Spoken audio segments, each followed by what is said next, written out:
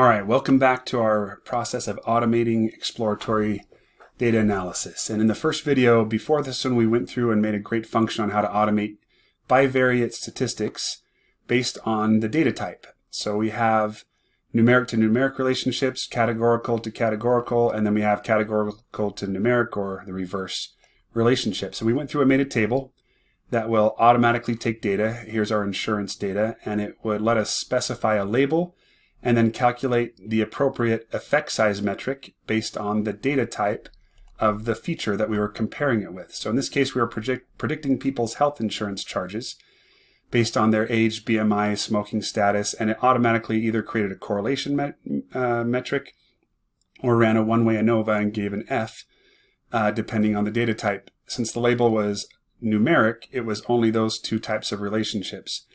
And then in another data set, we looked at NBA salary and looked at how all these different features like total points, steals, assists, blocks affected how much somebody gets paid. And then finally, we had another data set on airline satisfaction, where satisfaction was a categorical feature, and the exact same function still works to predict satisfaction when the feature is either numeric, like their cleanliness rating of the plane on a scale of 1 to 5, or gender, which is categorical.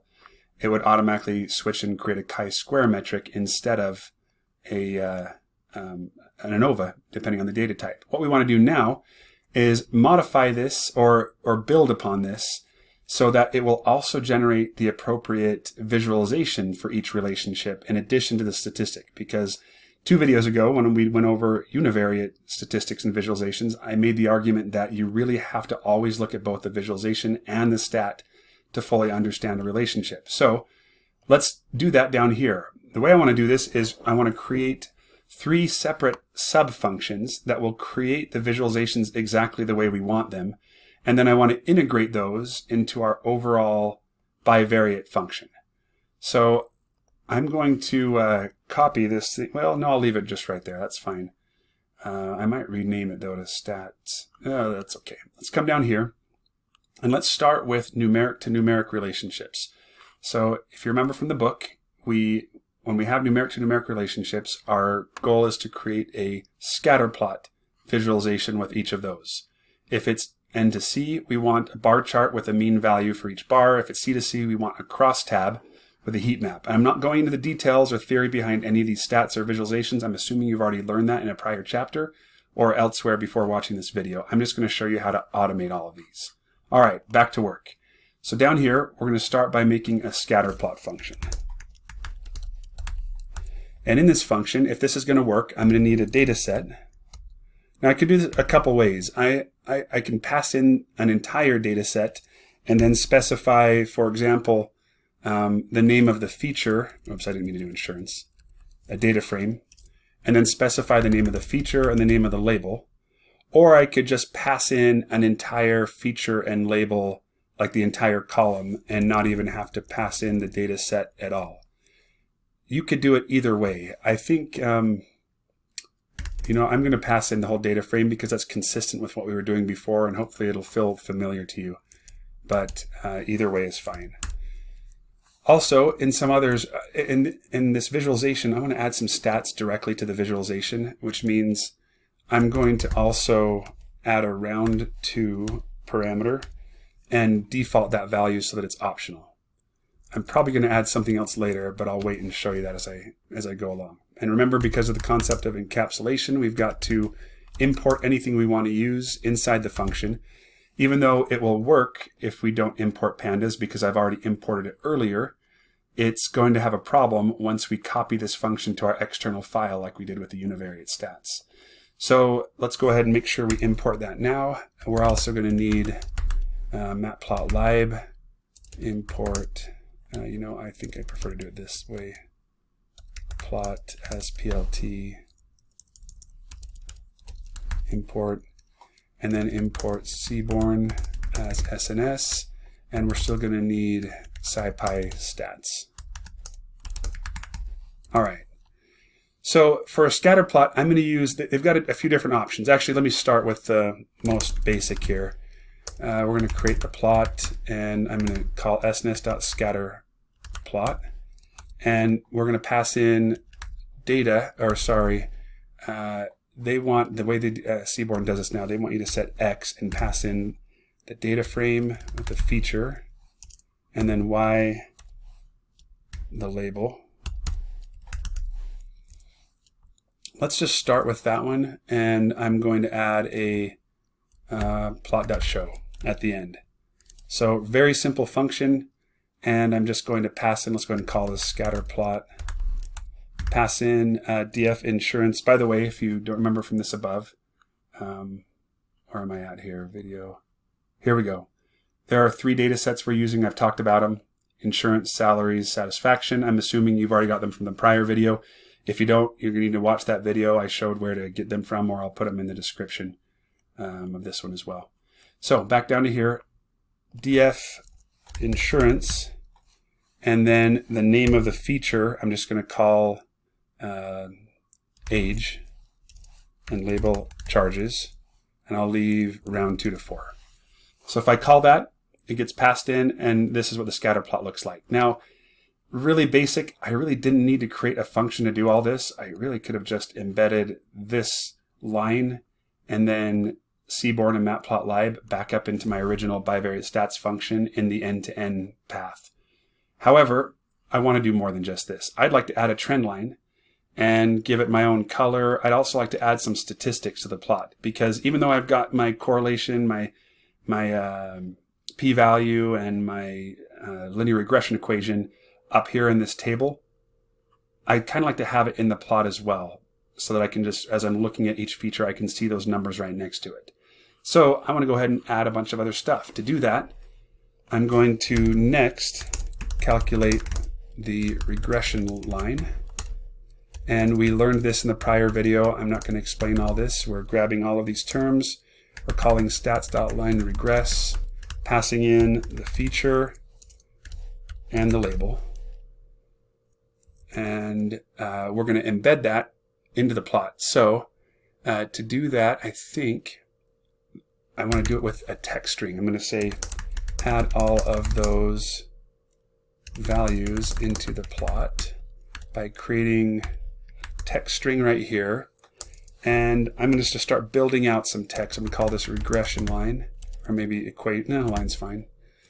I'm going to put a new line break right there, and then text string plus equals, and let's add to that some more text. I want to have y equals, and then I want to embed, and I'm going to turn this into an f string. I'm going to put m right there, and then next to it I want x, so I'll put x plus, and then I want the intercept b. And I got to remember that I was supposed to, I'm going to round all these to however many digits they want. So round 2,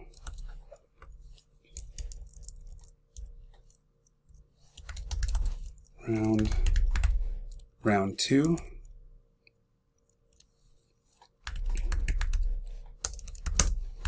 all right. Once I get that, I think I'd like the correlation next. So I'll add R, and same thing. Round R, round 2. Oh, I need some new line breaks on each of these. So at the end, I'm going to add a new line. Yeah, I'll keep doing them this way. Next, we'll put the p-value.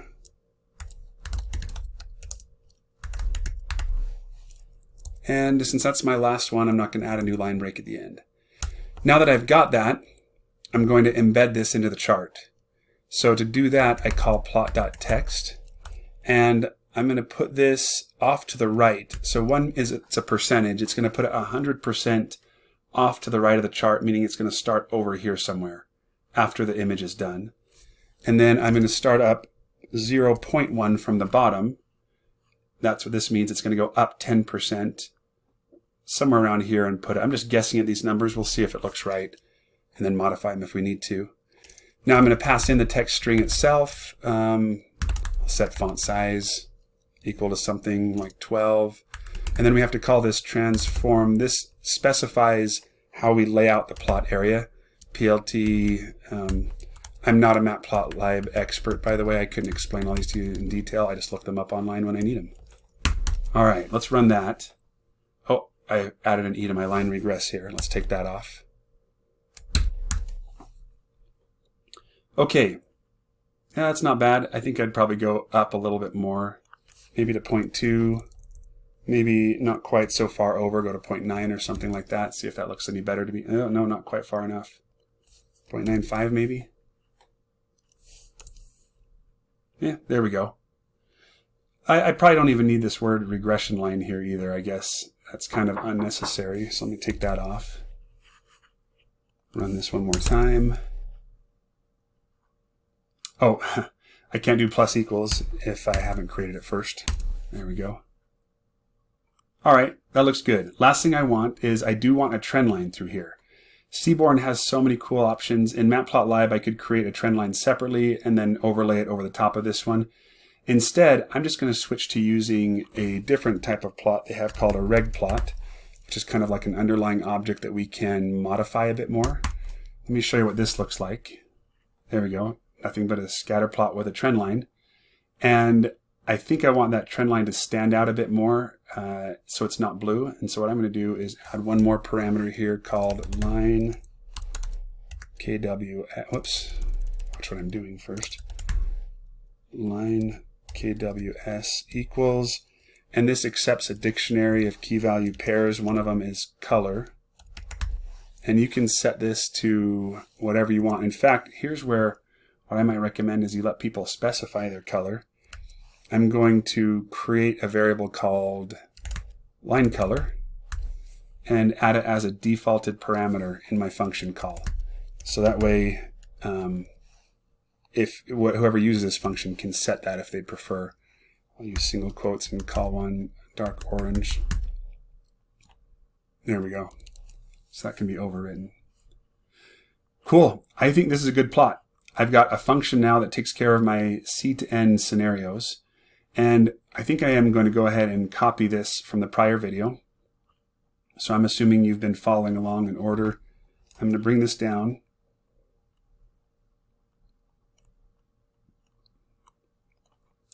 I'm going to put it, this is fine. I'll put it right here. The only difference now is I'm going to change this to Bivariate. And this one's going to handle stats and visualizations. And I'm going to embed this new function I've created down here into my stats function in the proper place. So right here where I've got my my stats being calculated, each time a new row is added to that output data frame, I'm going to go ahead and call my new cool scatterplot function. And I'm going to pass in the df temp. Notice by putting it here, it's already gone through the process of having missing data removed. That's the advantage of handling a little bit of cleaning throughout here. So I didn't have to handle cleaning inside this function because it already happened. We did that in the prior video right there. Scatterplot temp, I just need to dynamically tell it what the feature and label names are. Perfect, I've already got them created as variables here. I'll go ahead and pass in, I'll leave round 2, I'll leave everything else to the defaults. So now, with this overall function, I'm going to move my scatterplot. Actually, no, I'll leave that there. And instead, I'm going to call my new Bivariate function that I just revised right here above. Pass in df insurance. And that's it. Oh, I have to put in the label, of course. Charges. Okay. It is creating my new scatter plot for every one of those numeric features automatically. And I get all their stats over here to the right. Super cool and automated. Everything I need for my data understanding or my data exploration report that you might turn in at the beginning phases, I just automated all of that. Now all I've got to do is create 2 more functions for each of these scenarios, if it's categorical to categorical or C to N, N to C, and call those in each of these places in my overall function right here, and somewhere, doesn't matter, I guess down here, something like that. Okay, let's make those functions and get this thing working. So I think I'll come back up here and do it after this first function. So I got my scatter plot right there. Next, let's handle Let's do categorical to numeric situations. So for this, as you might remember, we like to make bar charts with a mean value. All right, not a problem. Let's take care of that. def bar chart. We're going to need to pass in a data set, feature name, label name, round to, default it to 4 or whatever we want. Actually, whatever, I'll leave it at that. All right, once again, because of encapsulation, I've got to re-import everything. I could just copy this from above and use all the same packages. All right, next I'm going to call my sns.barplot and pass in, I think they prefer, once again, this x equals df feature, y equals df label. Okay, for this one, if I want to calculate my ANOVA and put it in the chart, I'm going to copy what I did above in, oh no, it's below. Right here, this is that process we went through to auto-generate the lists needed for the ANOVA and to run the actual ANOVA so that we can then put the F and the P in the chart. So I'm going to go ahead and copy these, bring them back up here. So again, just as a reminder, what I'm doing here is create the numeric lists needed to calculate the ANOVA, create the bar chart. All right, so I copied it from that other function where we had already removed missing values. I don't have to worry about that here. They've already been removed when I'm going to call this. So I'm just going to go ahead and take out or change these df temps back to df. Also, I will have already determined down here, you might remember from the last video, I will have already determined which one is the category and which one is the number based on checking their data type. So I don't need to, I'm not going to use cat num, I'm going to go back to feature label, even if that means it might actually be reversed. And that's okay. Since it's a bivariate chart, it doesn't matter. We're going to get the same f-score, same p-value, regardless of whether we put the feature or the label on the x versus the y-axis. So I'm going to change those. All right, next, we're going to, I'll save, there's another step. We could add a bunch of pairwise t-tests, but I'll save that for later. That's kind of a complicated one. Instead, let's just go ahead and build out our text string and put this in. Create text string to add statistics to chart. So just like we did before, text string equals, I'm not even going to worry about labeling. I'm just going to put, or I'm not going to write the title ANOVA. I'm just going to put F tab. I guess I don't even need a tab. It's the same length. Make this an F string. Oh, I forgot to calculate my F first. I better do that right here. Oh, I did it. No, I did it below already. I just need to move this after I calculate it.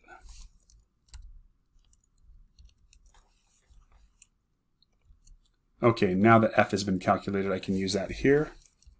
Add a new line break. Text string plus equals.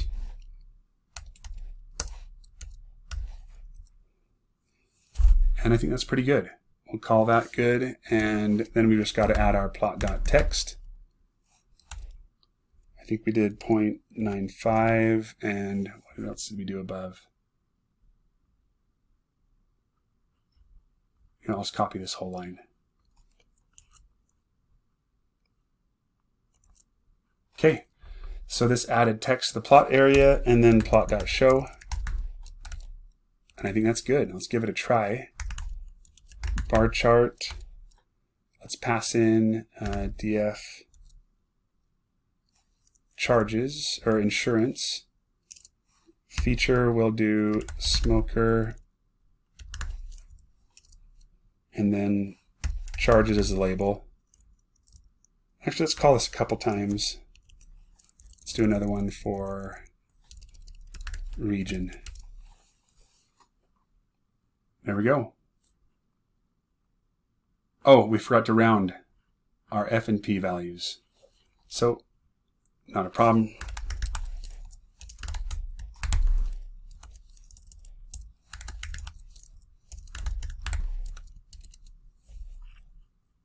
There we go. All right, looks good. Smoker, as we've known from prior videos, has the biggest effect on people's insurance charges. But this p-value says there is a difference among regions as well. So it doesn't tell us which regions are statistically significantly different from each other. It just tells us that across all 4 regions there is a significant difference. We could modify this function to also include all pairwise t-test results, or at least those that are significant.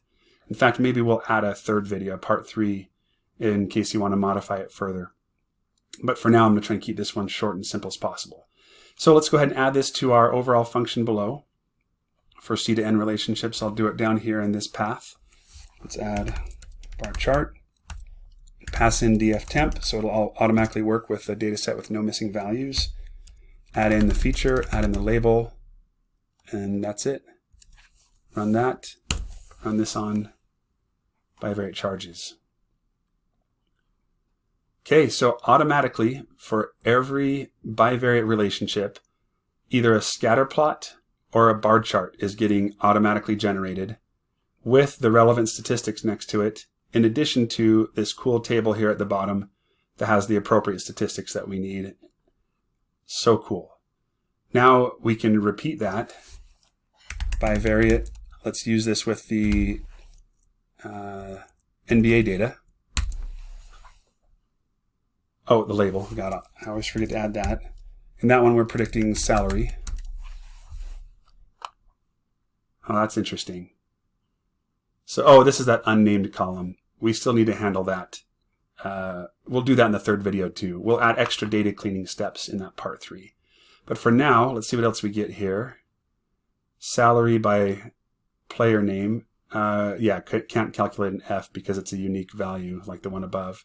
But we get this cool bar plot here. I forgot to mention we have the standard deviation there and those error bars. If wanted to, we could modify that. Might be variance. I'd have to look that up. But that's pretty cool. Oh, just like I talked about in the prior video, remember point guard, shooting guard? That's the highest average salary. That's that issue where we have only 2 people in the whole data set who are point guard, shooting guards, and one of them is Steph Curry.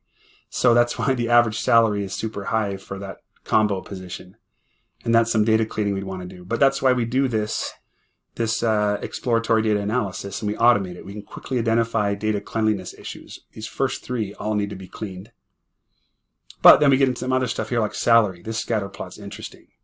So as this says, as age goes up, salary goes up. But here's what's interesting is as they get older, the spread of age is the spread of salary is getting much wider. We call that heteroskedasticity. And that's actually a problem. That violates one of the assumptions of a linear regression if we're wanting to do that later on in our modeling phase. So we need this visualization to see that.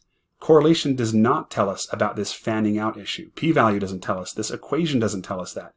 The only way I see that is with a visualization, or you could also, there's ways to calculate and test for heteroskedasticity, but that's beyond the scope of what I'm going to cover right now. But it's easiest and quickest just to have a function like bivariate that automatically generates the viz and the stats that you need to make those quick assessments. So now I've got to clean that up, and there's ways to do that. But now I've identified in all of my first 4 features how they need to be cleaned. I can make notes of that, and I'm getting prepared for the next stage, the data preparation stage.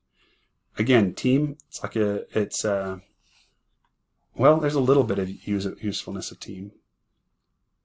That's interesting. This is the team that I'd have to change this.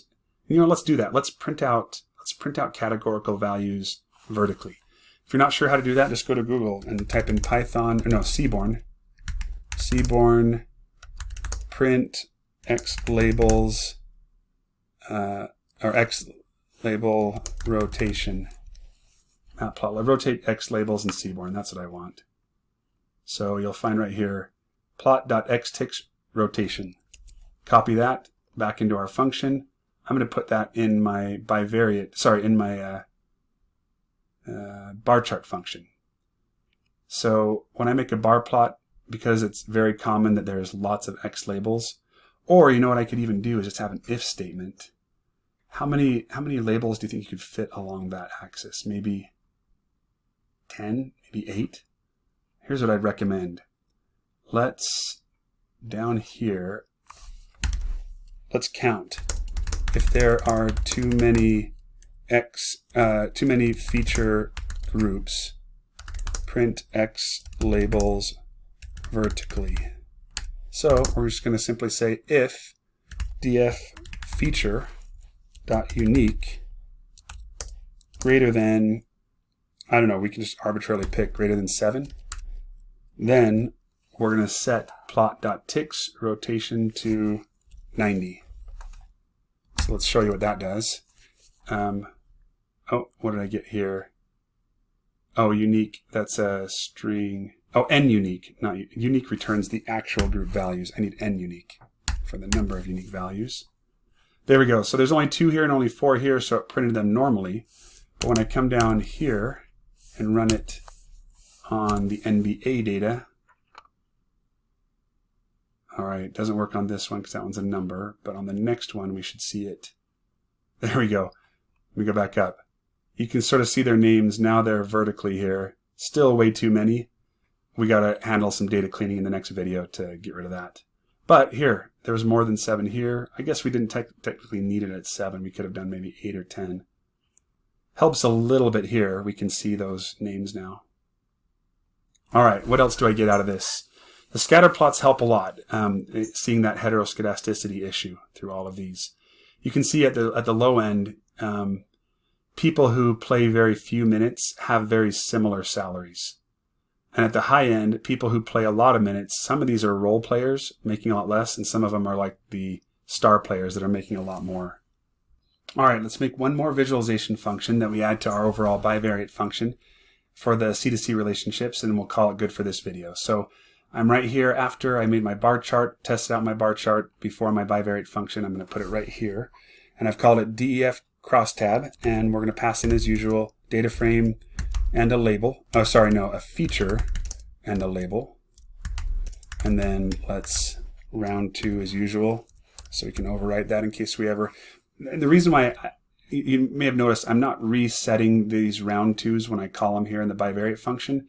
That's okay. I have this because I don't know what, there might be scenarios where I want to run these functions outside of this, where I might need them separately. Otherwise, I would have just written all of them directly into this big function. But who knows how I might want to round differently or something in some other context. So that's why I've got those. So crosstab, let's go ahead and just copy in everything from our prior function. This will give us everything we need. All right, and let's go ahead and build out our crosstab. Again, I've already talked about this in a prior video, so I'm not going into the details behind these. This is just our table, and we're going to pass in df feature and df label. This table gives us a count of the number of times each pair of occurrences occurs. I will print it out for you just so you can see what it is that we're getting here. Let's return crosstab and just try calling this one time so you can see what it's doing. Crosstab, let's pass in df. We're going to switch to the airline data now because that has a nice categorical label. So feature, I'll use gender. Label, I'll use I think it's lowercase, satisfaction. You know, I better check on all this, make sure I'm getting it right. In the data set, it's lowercase satisfaction, and it is capital gender. Okay. And we've got type of travel. I might use one of those too. All right, let's go back down here. Go ahead and run that. Okay, so this is a crosstab. See how it's just simply counting the number of satisfied females, number of satisfied males, oh sorry, dissatisfied, and then the opposite, of course. If we were to use this on something else, let's repeat this and just try it with another one that has a few more categories. Sometimes it helps to do. It was type of travel, I think, was that capitalized? Oh, that was also just 2. Let me see if I can find one that has a few more values than just that. So I'll get customer type, class. Yeah, let's try class.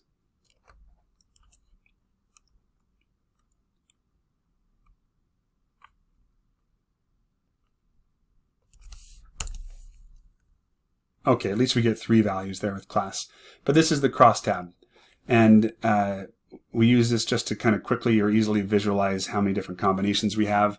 And all I'm really going to do is stick a heat map over the top of this and add my chi-square statistics to make this useful. So to do that, not going to be too hard.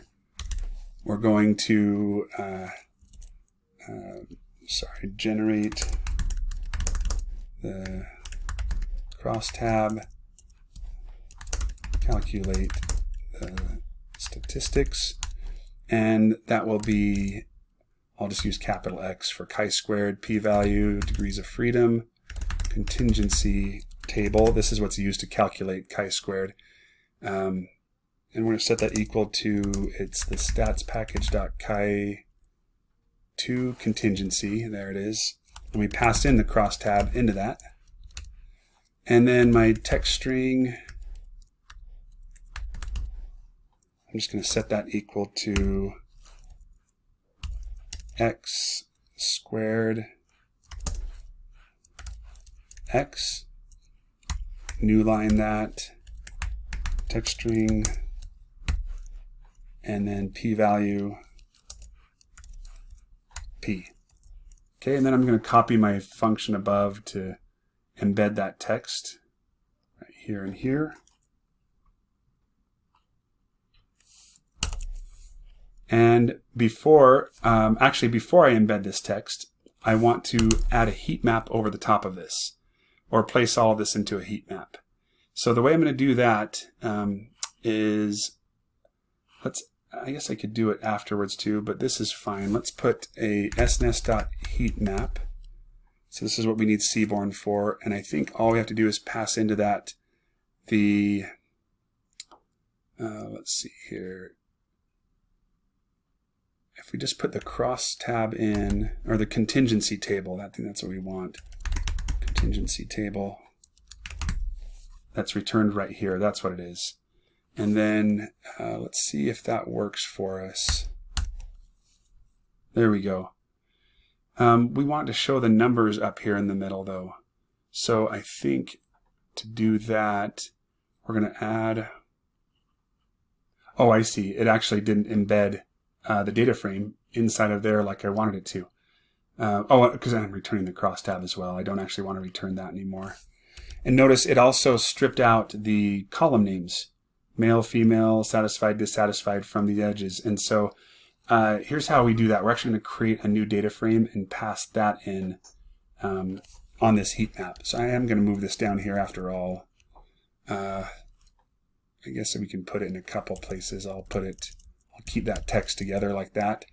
And then I'm going to make a crosstab data frame and set this equal to pd.dataframe and pass in the contingency table there.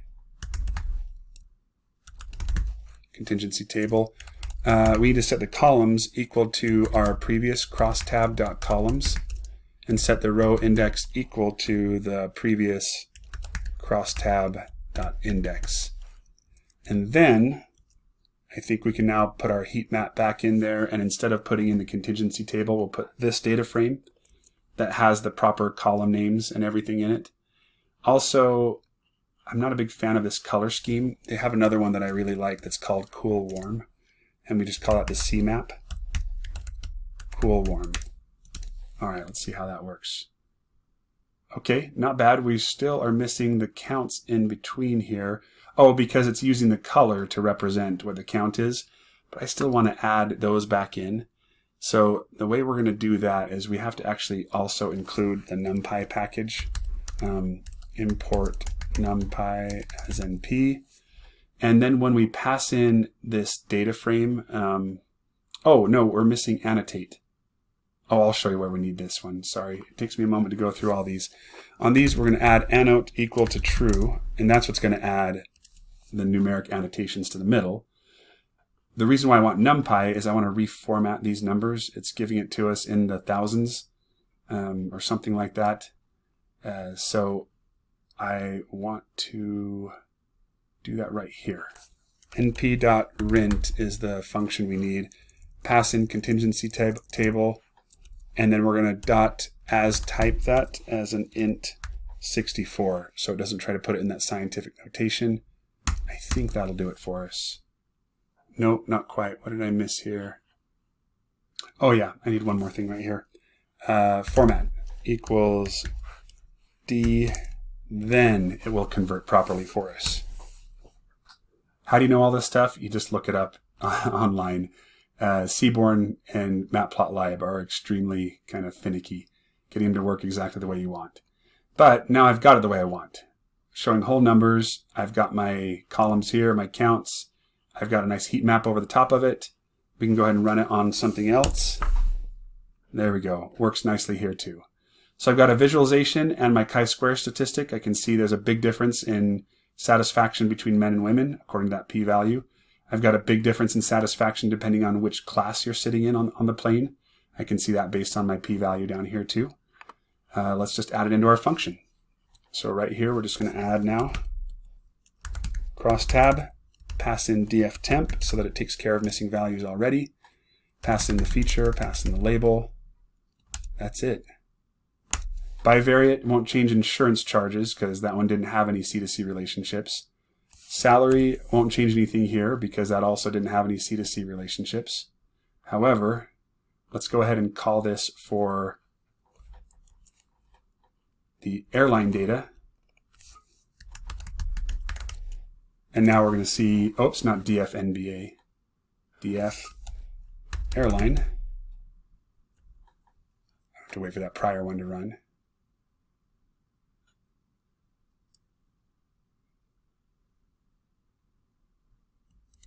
Run it one more time. There we go. So for the first two, they're categorical. We get these categorical ones. On this one, cannot convert string to float, satisfied. So our problem here is that we've got a text column being trying to be treated as a float. And it's happening right here when it's working on a bar chart. So my guess is what's happened is that, let's see, after age, let's pull this up real quick. I think, here we go. Age on a bar chart. It's one of these. It's trying to interpret. It's not correctly. We have what do I call it? An N to C instead of C to N situation. And I didn't check this before on this data set yet. So I think what's happening, here let's trace it back so I can show you how you solve this error. So click on this to expand, and we can see it's happening when first we call bivariate, then we call bar chart. So I know it's happening when the bar chart's getting created. And then it's happening here when we try to calculate a one-way ANOVA. And my guess is that error means that my group list, I have the words satisfied or dissatisfied rather than numbers, which is what should be in there. So I remember when we ran the stats function before, we had to process this to make sure that the right one was being considered a number and versus a category, that we were passing it in properly as either C to N or N to C. Well, down here, right here, here's where we call the bar chart. I went back to using the name feature and label when I should have been using num and cat where we had already resolved that issue. You may have noticed this previously when I had forgotten it. And if you didn't, no big deal, I missed it too. So we're just going to come down here and change feature. This will always be the one that's categorical and labeled to num. And if you're not sure what I'm talking about, you just need to go back and watch the prior video where we went through and explained all of that and how it worked. So I'm going to run that one more time, and this time I'm going to skip straight down to airline satisfaction so I don't waste my time on the others. Okay, so it gets our heat maps properly. Now, there we go. It's properly printing out age as a bar chart, like it should. And then back to some more categorical ones. Type of traffic, I'm kind of curious. Customer type, yeah, that makes sense. Loyal customers are also satisfied. Type of travel. Oh, interesting. That's a big difference too. So it looks like 1821 personal travel. Oh, there's just a lot more. Personal travel is more satisfied. Same with business, but it's probably at a different proportion is what we're seeing there. Anyway, then it prints out all the proper charts. And at the very bottom, we still get our table just like before. All right, so we're going to stop this video right here because we've created now a function that automates both the statistics and the visualizations needed for bivariate analyses during the exploratory data analysis. What I want to do in the last video is just add a little bit more data cleaning into all of this. We've already included handling missing data, but I want to handle some of those issues we found with the NBA data where we had primary keys being included in the data set. Also, there's an issue with chi-square analyses where you have to have a certain amount of representation in each group. Anyway, I'll come back to that in the next video.